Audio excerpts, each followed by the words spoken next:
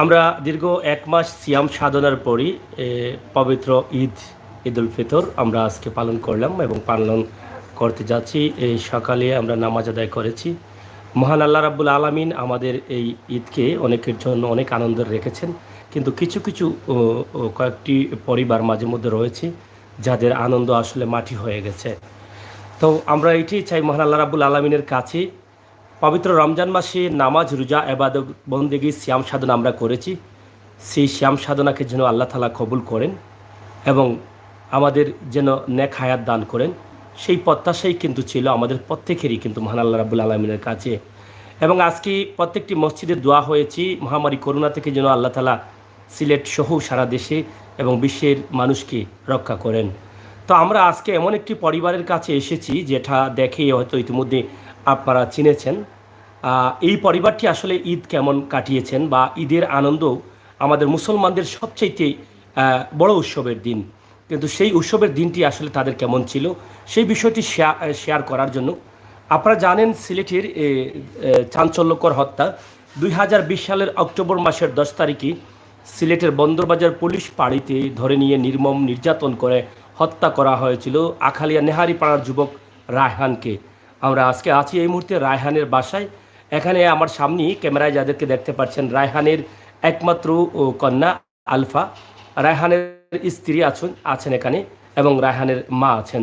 তো আমরা আপনাদের কাছ থেকে জানতে চাই যে আসলে এই যে গত ঈদে আপনার সন্তানকে নিয়ে ঈদ করেছেন বা হয়তো রায়হানের স্ত্রী বা তার স্বামীকে নিয়ে ঈদ পালন করেছেন। তো আমরা আজকে একটু সেই স্মৃতিচারণ জানতে চাই বা আজকের দিনটা আপনাদের কেমন যাচ্ছে, এই ঈদের আনন্দটা আপনাদের আসলে কতটুকু হচ্ছে, এই বিষয়টি জানতে চাই আপনাদের কাছে। আসসালামু আলাইকুম, ধন্যবাদ সবাইকে। সারা সিলেটের যত ভাই বোন এবং কামরা বাহিনীরা আছেন সবাইকে আমি ধন্যবাদ জানাই।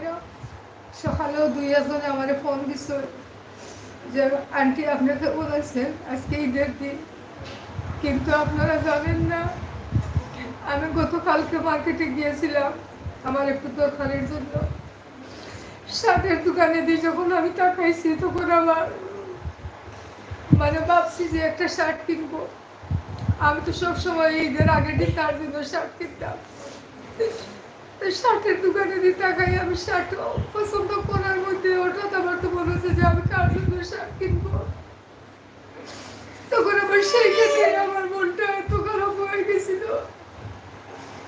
পরে কালকে রাত্রে থেকে আমার মন থেকে একটুকু সরাতে পারতেছি না যে প্রতিবার ঈদের আগের দিন রাত্রে তার জন্য আমি কাপড় আনি, প্রতিবার ঈদের আগের দিন রাত্রে তার জন্য আমি কাপড় আনি। তাই আমি গেছিলাম অন্য কাজে, আর শার্টের দোকানে দিয়ে তাকিয়ে আমি ভাবছি যে এই শার্টটা পরলে আমার বাচ্চারা সুন্দর লাগবে, কিন্তু হঠাৎ মনে হয়ে গেছে সে তো নাই, আমি শার্ট কার জন্য কিনবো।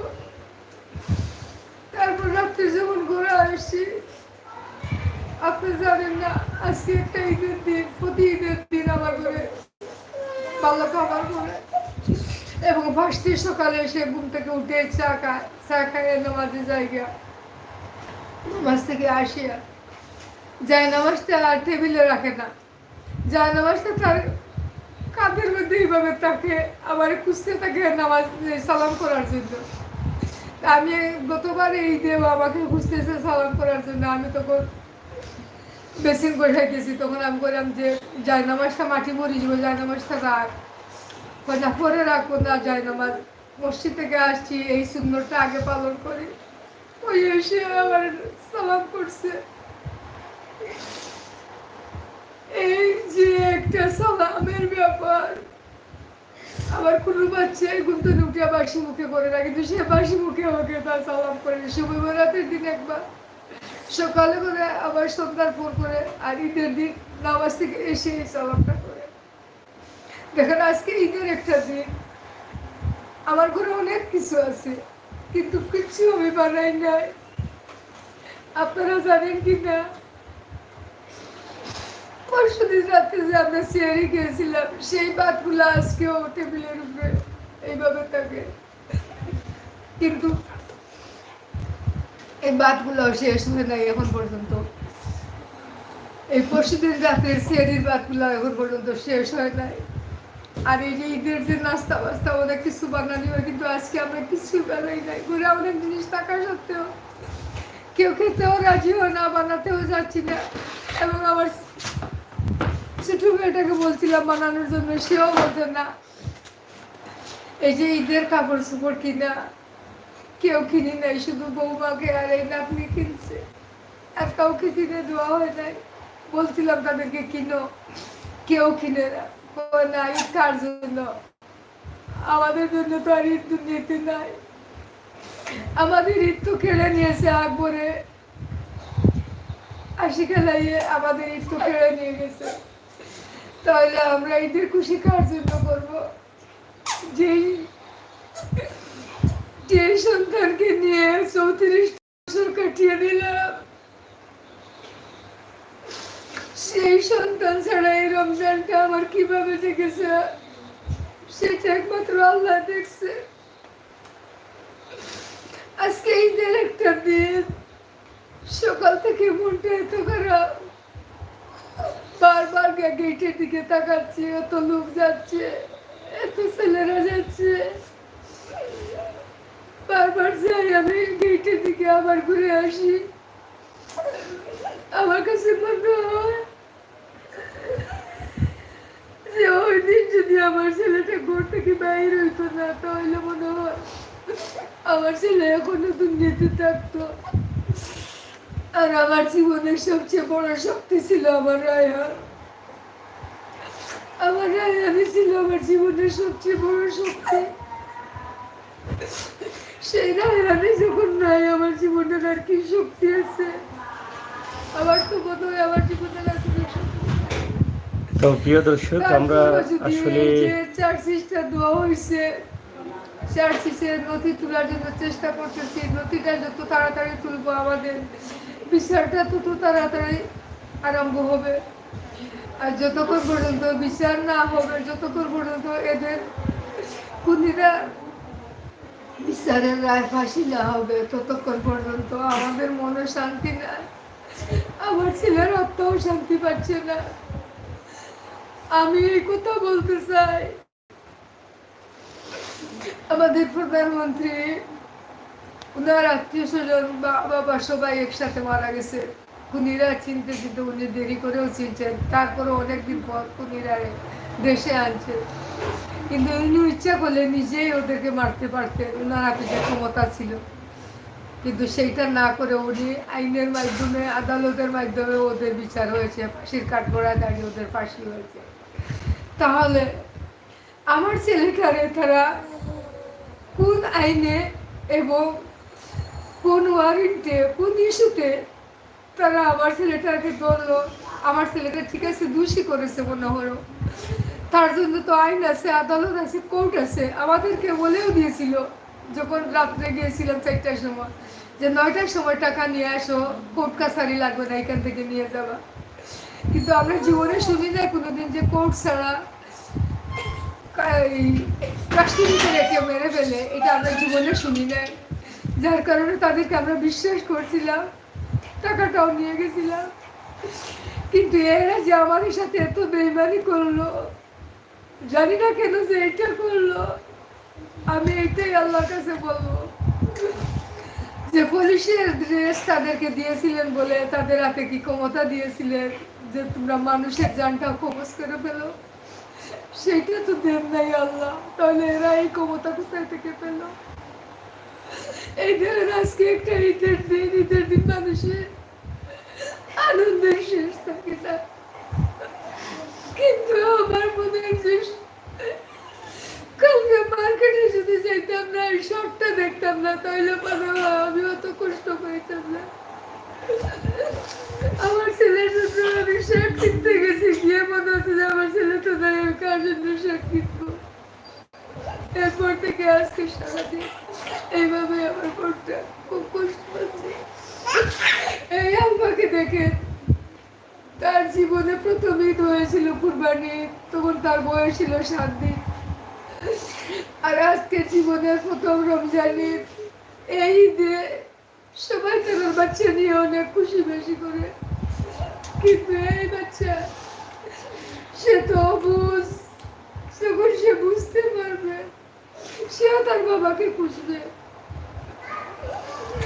এই এই শূন্যতা পূর্ণ কিভাবে হবে?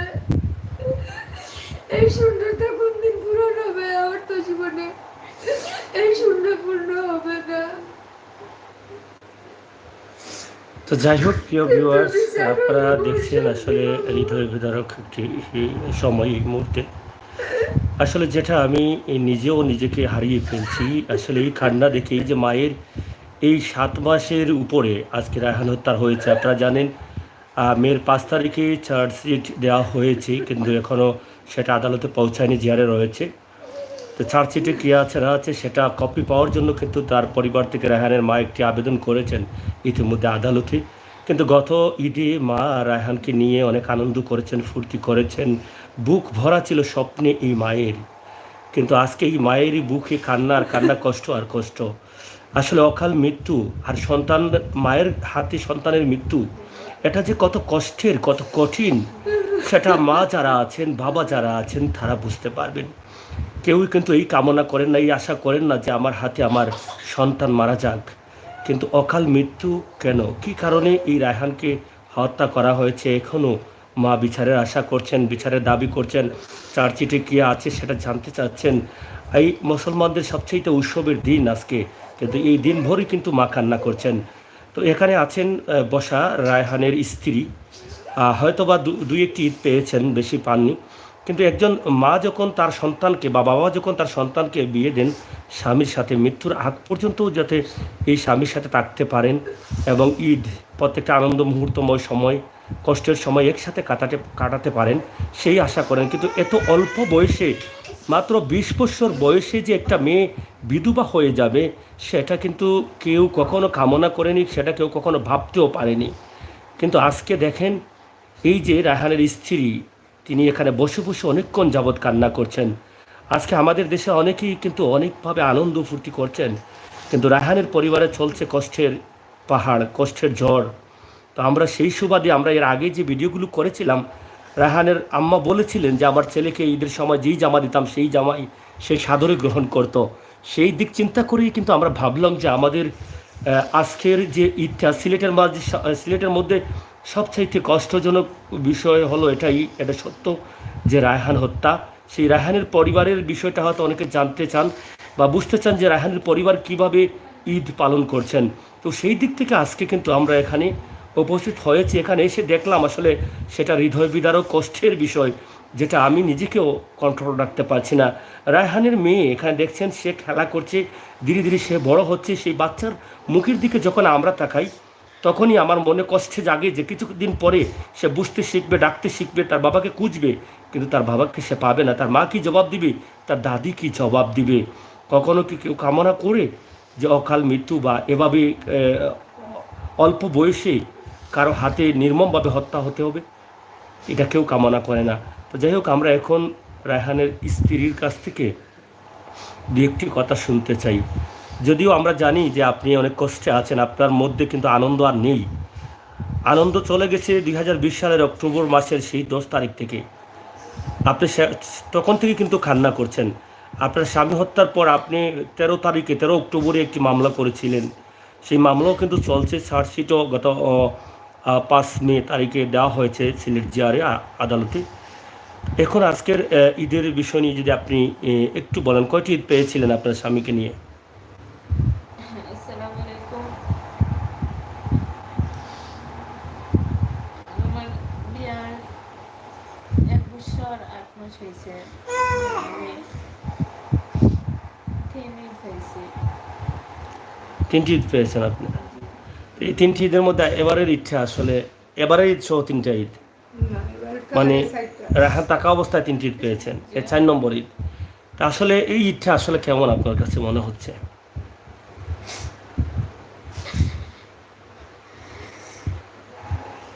একজন স্বামী ছাড়া একজন মেয়ের ঈদ কিভাবে কাটে, একজন ছেলে ছাড়া একজন মায়ের ঈদ কিভাবে কাটে, একজন বাবা ছাড়া সে মেয়েদের বাচ্চাদের ঈদ কেমন কাটে। ঘটে সেটা আপনারা আপনাদেরকে প্রশ্ন করুন, সেই প্রশ্নের উত্তর আপনারা পেয়ে যাবেন। আমি আর কি বলবো? যাই হোক প্রিয় দর্শক, আমার মনে হয় যে আমি হয়তো কিছুটা কষ্ট বোধ হয় বেশি দিয়ে ফেলেছি। কারণ কি করব, কিছু করার নেই। আপনারা অনেকেই জানতে চান যে রায়হানের পরিবারটি কেমন আছে। রায়হানের স্ত্রী সহ এখনও রায়হানের পরিবার তাদের সুস্থ বিচার দাবি করছেন। আপনারা শুনেছেন যে রায়হানের মা এখানে বলেছেন যতক্ষণ পর্যন্ত এই আসামিদের রায় হয়ে কার্যকর না হবে ততক্ষণ পর্যন্ত আমাদের মনে শান্তি আসবে না। আসলে এর চাইতে তো বড় কিছু আশা করতে পারেন না। তারা যদি আশা করেন আমার সন্তানকে ফিরিয়ে দাও, তাহলে কি কারো পক্ষে সম্ভব? এটা জীবনেও সম্ভব না। যিনি চলে গেছেন পরকালে তিনি আর ফিরে আসবেন না। শুধু এতটুকু করতে পারবেন যে সন্তানের হত্যার বিচারটি পেয়েছেন, এটা বলে হয়তো মনকে কিছুটা সান্ত্বনা দিতে পারবেন। আমার ছেলেকে যখন 10,000-এর দাবি করছিল ফোন দিয়ে, আমরা তো 10,000 নিয়ে গেছিলাম। আমার মনে এটাই বেশি কষ্ট লাগতেছে, আমরা যখন টাকা নিয়ে গেলাম আমাদেরকে কেন দেখতে দেয় নাই? আমাদেরকে যদি দেখতে দিত তখন না দেখতাম, আমাদের ছেলেকে জিজ্ঞাসা করতাম কি হয়েছিল এবং কেন তোমাকে ধরে আনছিল। টাকা তো বেশি বড় কথা না, টাকা তো আমরা নিয়ে গেছিলাম। সে 10,000 কেন 10 লাখ বললো। আমি বললাম ঠিক আছে, আমার টাইম দাও, আমি দেব। কিন্তু একটা টাকার জন্য যে একটা মানুষকে মানুষ মেরে ফেলবে, দুনিয়াতে টাকায় যদি সব হতো তাহলে দুনিয়াতে তো মানুষ আর থাকলো না। আমাদের জীবনে টাকা বড় না, আমাদের জীবনে মানুষই সবচেয়ে বড়। আর ওই সময় আমার ছেলেটার প্রাণটা যাচ্ছে, তখন কিন্তু আমাদের সাথে মিথ্যা কথা বলছে যে সে ঘুমিয়ে আছে। এরা মুসলমান হয়ে মানুষ হয়ে মানুষের জীবনটা চলে যাচ্ছে, কিন্তু তারা তখনও ভাবে নাই যে একটা মানুষ দুনিয়া থেকে চলে যাচ্ছে। তার মাকে একবার দেখার সুযোগ দেয়, সেটা কিন্তু ভাবে নাই যে মানুষটা তো দুনিয়া থেকে চলে যাচ্ছে বিনা দোষে বিনা অপরাধে। তার মাকে দেখার একটু সুযোগ দেয়।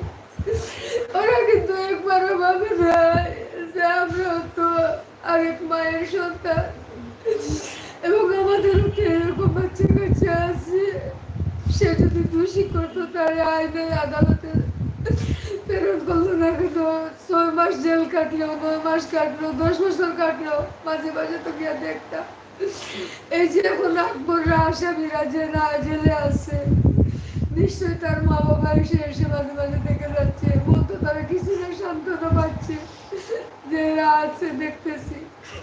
আমার ছেলেকেও যদি এরকম দোষ হইতো, না 10 বছর 12 বছর সাজা দিল না কেন, আমি তো মাঝে মাঝে গিয়ে দেখতাম। কিন্তু এমন আল্লাহর দুনিয়া পাঠিয়ে দিছে তারা মাত্র 3টা ঘন্টা। কিন্তু আর আমার ছেলে তো আর ফিরে আসবে না, জীবনে আর আসবে না। সেই কষ্টটা আমি কাউকে দেখাতে পারছি না এবং কাউকে শেয়ার করতে পারি না। এই ছেলের জন্য সারাটা রাত আমি বসে বসে কাঁদি যে কেন ওই দিনে এরকম হলো। আমার ছেলের অভিশাপ। আমি এটাই বলবো, যারা এরকম করছে তাদের বংশ বুনিয়াদের জন্য যেন এই দোয়াটা থাকে, তাদের জন্য এরকম হয়। দোয়া করি। তো যাই হোক প্রিয় দর্শক, আসলে মায়ের কান্না থামবে না কোনোদিনই, সেটা জানি। একজন তরতাজা যুবককে ধরে নিয়ে নির্মমভাবে হত্যা করা, হাতের নখ উপড়ে ফেলা, শরীরে 111টি আঘাত। একটা মায়ের চোখে দেখা এই আঘাতগুলো কীভাবে মা সহ্য করবে? তো যাই হোক, আমরা আজকে এই যে কথাগুলো শুনলাম, শেয়ার করলাম। আপনারা যারা ভিডিওটি দেখছেন আপনারা সবাই শেয়ার করবেন। আর আমার এই বোনটি যে রায়হানের স্ত্রী, তার সাথে তো কথা বলাই যাচ্ছে না, সে কথা বলতেই পারছে না। তার যে ভিতরের কষ্টটা আছে সেই কষ্টটা আসলে কি বলবে। এই যে 2-3টি ঈদ সে তার স্বামীর সাথে করেছে, যেই বোনটি চেয়েছিল সারাটি জীবনের প্রত্যেকটি আনন্দময় মুহূর্ত, প্রত্যেকটি ঈদ স্বামীর সাথে, স্বামীর কেনা কাপড় দিয়ে স্বামীকে সাথে নিয়ে কাটাবে, সেই বোনটি আজকে বিধবা হয়ে বাচ্চা কোলে নিয়ে, মাসুম বাচ্চা কোলে নিয়ে সে কাঁদতে হচ্ছে। তো সেই দিক থেকেই আমরা বলবো, যারা দায়িত্বশীল আছেন মামলার, কমপক্ষে এই পরিবারটি যেন তাদের সুস্থ বিচার পায়, রায়হান হত্যার সুস্থ বিচারটি যেন তারা পায়। তা আমরা আলফাকে একটু নিয়ে যাও, আলফাকে একটু নিয়ে যাও। এই দিয়ে আলগারে তুলেছে বাচ্চা। দেখেন আমার ছেলেরে তারা মারছে, তারা গত পরশু দিন বুধবারে তারা আবার বেইলের জন্য আবেদন করছে টিপু চন্দ্র এবং আশিকেল হাই না টিপু এই বুধবারে চার্জশিট দেওয়ার পরে, জি চার্জশিট দেওয়ার পরে বুধবারে তারা আবার আপিল করছে, করছে আবেদন করছে বেইলের জন্য। বেইলের জন্য টিপু চন্দ্র এবং এই আরেকজনকে নাম হারুনুর রশিদ, এই দুইজনে মিলে আবার আবেদন করছে বেইলের জন্য। কিন্তু আমি ধন্যবাদ জানাচ্ছি আমাদের পিপি সাহেব নৌসাদ সাহেবকে, আমাদের পিপি নৌসাদ সাহেবকে ধন্যবাদ জানাচ্ছি যে উনি যে উনার মাথায় রাখছে যে এত মর্মান্তিক দুর্ঘটনা, এত কষ্টর মৃত্যু, এত মানবিক মৃত্যু, তারপরও তারা বেঁচে যাচ্ছে।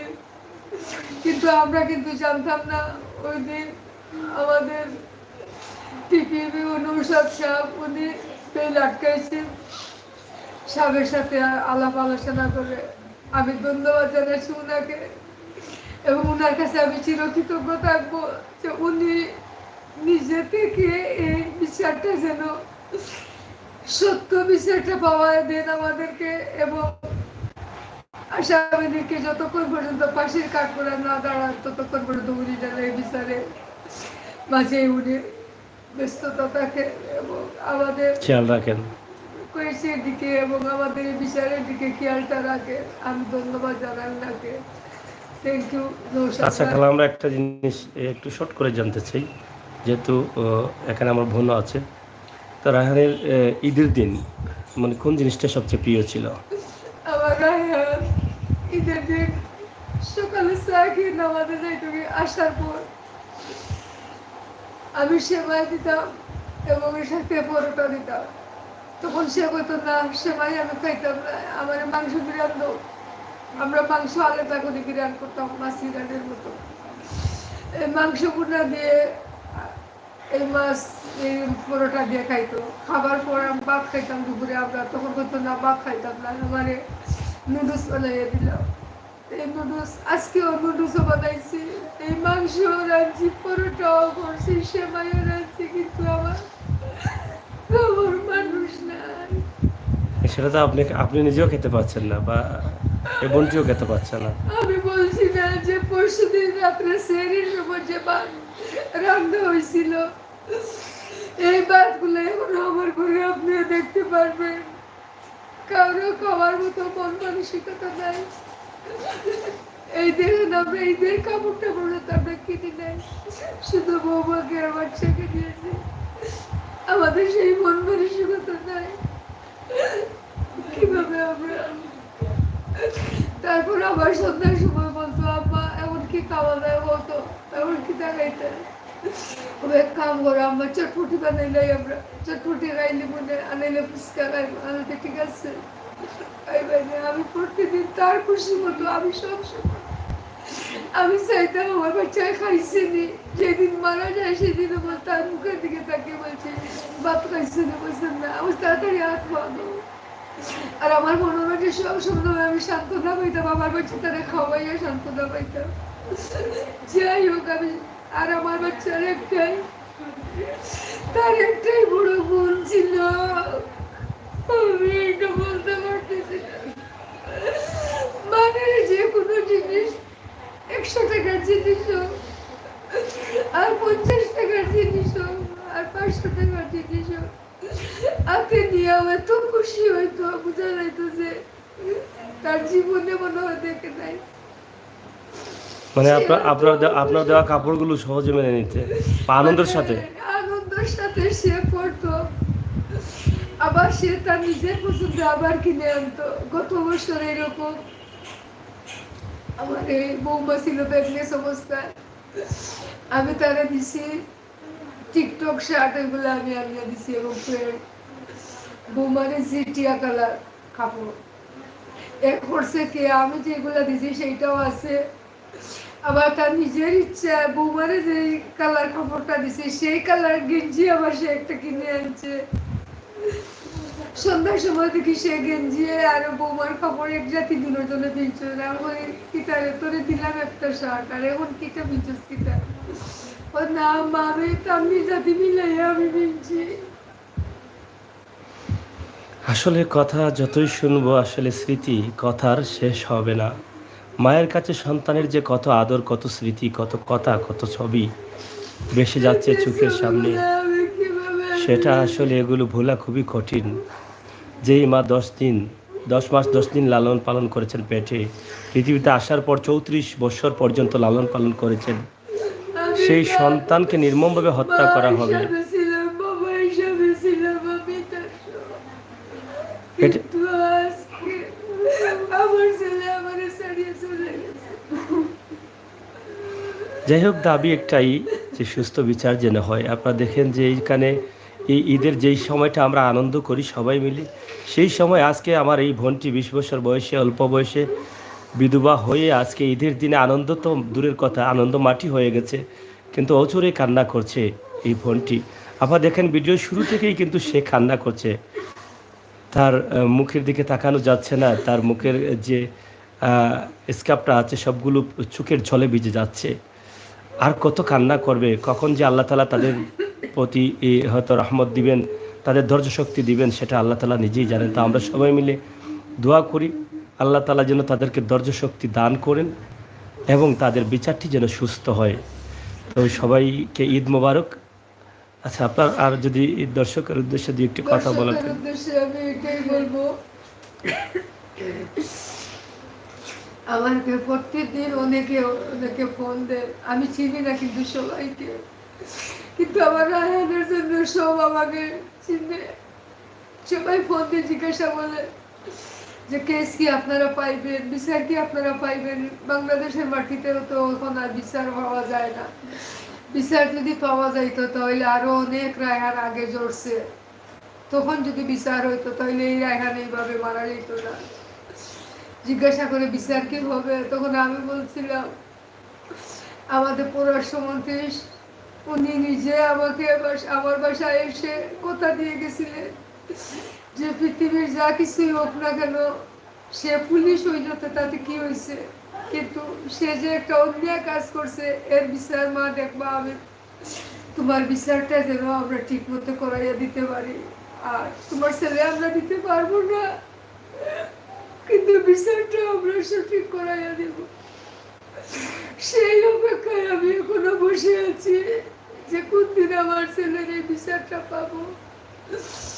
এই যে আর একটা জিনিস, আমার ছেলেকে মারলো তো মারলো, তারা তারা একটা কথা বলছে, এখন সামান্য জিজ্ঞাসাবাদে সে অসুস্থ হয়ে পড়ে মারা গেছে, কিন্তু তারা মারছে মারছে তারপরে আমার ছেলেটাকে আরো কত অপবাদ দিচ্ছে। এই যে একটা মৃত ছেলে মানুষের উপর তারা মারলো, অন্যায় করলো, আবার এই মৃত মানুষটার উপর আবার আরো কত রকমের অপবাদ দিচ্ছে। তারা একবারও ভাবছে না যে আমরাও তো একদিন মরতে হবে, আমাদেরও তো ভাই বাতি সেই রকম আছে, কোনদিন তাদেরও কি এরকম হতে পারে। তারা আর কোনো সময় নিজের চিন্তা করতেছে না, মনার ভয় করতেছে না। আমি সবার জন্য এটাই দোয়া করবো, সবাই মিলে যে আমাকে এখনো জিজ্ঞাসা করে, এখনো আমার খবর নেন, সবাইকে আমি ধন্যবাদ জানাচ্ছি এবং সবাইকে বলবো যে আপনারা যতক্ষণ পর্যন্ত আমার এই বিচারটা শেষ না হয়, যতক্ষণ পর্যন্ত এই কেসের রায় না হয়, ততক্ষণ আপনারা আমার সাথে সব সময় সহযোগিতা করবেন এবং আমাকে সাহায্য করবেন। আর দোয়া করি আপনারা ন্যায় বিচারের জন্য আমাকে সাহায্য করবেন। আমি তো আপনাদেরকে কিছু দিতে পারবো না, কিন্তু আল্লাহ আপনাদেরকে এর পরিবর্তে ভালো ফল দিবেন। আর যত আইনজীবীরা আছেন, যত বিচারক আছে, আমাদের বিভিন্ন ঔষধ ভাই ওনাকেও আমি ধন্যবাদ জানাচ্ছি যে আমি তো আর জানি না সব দিন যে কেস কিভাবে উঠছে বা বেল নেওয়ার জন্য তারা উঠছে, আমি জানি না, কিন্তু ওনার মন থেকে যে আমার রায়হানের পক্ষ নিয়ে সত্যটা যে বেঁচে উনি এদেরকে বেল নামঞ্জুর করিয়েছেন, এর জন্য আমি ওনাকে বারবার আমি ধন্যবাদ জানাচ্ছি এবং ওনার কাছে আমি চিরকৃতজ্ঞ আছি। আমি সবাইকে আমি ধন্যবাদ জানাই। সবাই সুস্থ থাকবেন আর আমার জন্য দোয়া করবেন, আমার আল্লাহর জন্য দোয়া করবেন। প্রিয় দর্শক, বিদায় নিচ্ছি। আজকের এই ভিডিওটি আপনারা সবাই শেয়ার করে সবাইকে দেখার সুযোগ করে দিন। আর রায়হানের পরিবারের জন্য দোয়া করবেন, যাতে এই মায়ের ভিতরে আল্লাহ তাআলা শান্তি দান করেন। অল্প বয়সের স্ত্রী তন্নির ভিতরে যেন আল্লাহ তাআলা শান্তি দান করেন, সেই দাবিটুকু রেখে আজকে সিলেটের ম্যাগাজিন টিভি থেকে আপনাদের সবাইকে ঈদ মুবারক জানিয়ে বিদায় নিচ্ছি। আল্লাহ হাফেজ।